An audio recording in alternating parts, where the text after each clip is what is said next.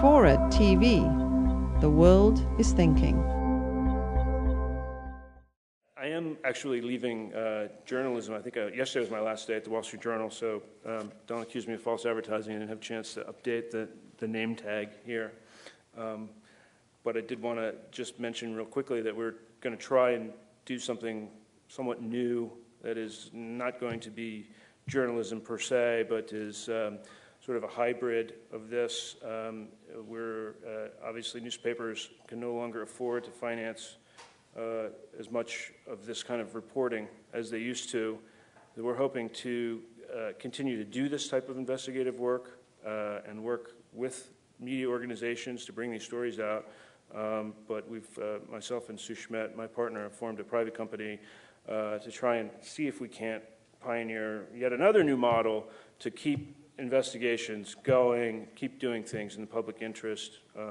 We're hoping that people who have an interest in bringing things out, do something about corruption and fraud, will come to us. They don't necessarily have to have completely pure motives. You know, frequently there's people who are in business and they're sick of competitors who cheat and they want to see things exposed. That's, you know, a sort of model for our new project. So if you want to ask me about it, I'll be happy to say more. I want to ask you about it.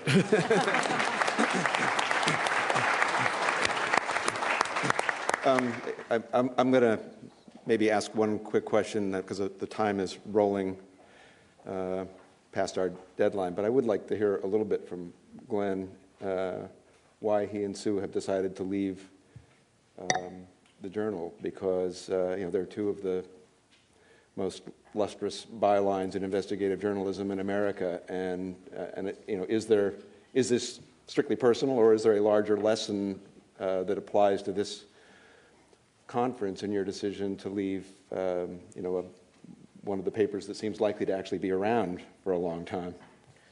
Well, I mean, I think it's no secret that papers in the industry, and I'll include the Wall Street Journal, have made the observation that this reporting doesn't bring in money. And you know, it used to be that the newspaper model was that people who were shopping for used cars would inadvertently subsidize investigative journalism.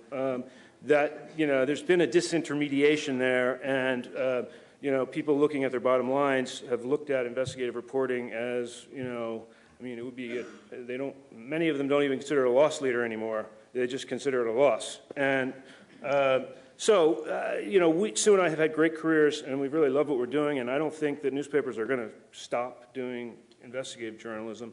But you know, we just reached a point where we were ready to try something new and different, and we thought we could make a go of this. And you know, it's just newspapers do less of it, and this is what we have a passion for, and it's what we want to do full time.